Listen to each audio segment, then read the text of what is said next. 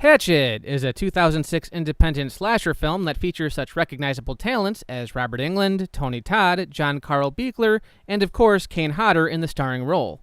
How about that? Freddy Krueger, Candyman, and Jason together in one film. That's not about any of those characters. Hollywood should really start making this happen. You know what?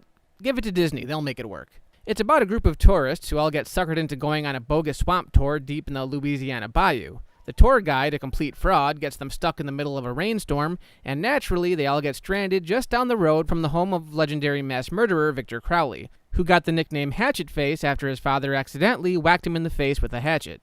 It follows the usual conventions of the genre, so there's no point in covering every aspect of the plot, and believe me, if you're into hardcore slashers, this is really required viewing, trust me. Instead, I'll go over the finer points. First, it gives you everything you could ask for from a trashy slasher flick, and by everything, I mean the 3 Bs: boobs, blood, and blondes.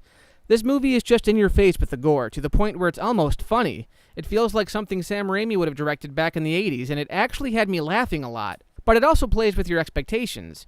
Usually it's a bunch of good-looking college kids who get butchered. You know the traditional slasher movie tropes. But in this, the first victims Crowley kills, aside from the ones in the prologue, are an old married couple. Like kids, older people usually don't die in slasher movies, so imagine my shock when he goes after them.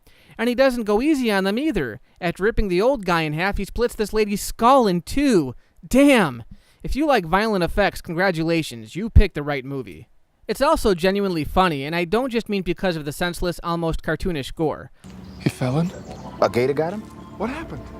He slipped, hit his head right on the roof, and sued me for negligence.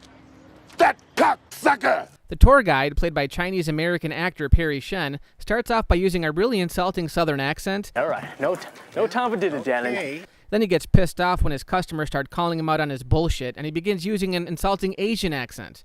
Guys, would you just let me do my job? They also made the blonde in the film come off as your stereotypical airhead, and the things she says are so stupid that they make you laugh. I bet this means Shapiro was here. What a genius! Watching Kane Hodder perform as yet another monster is a real treat.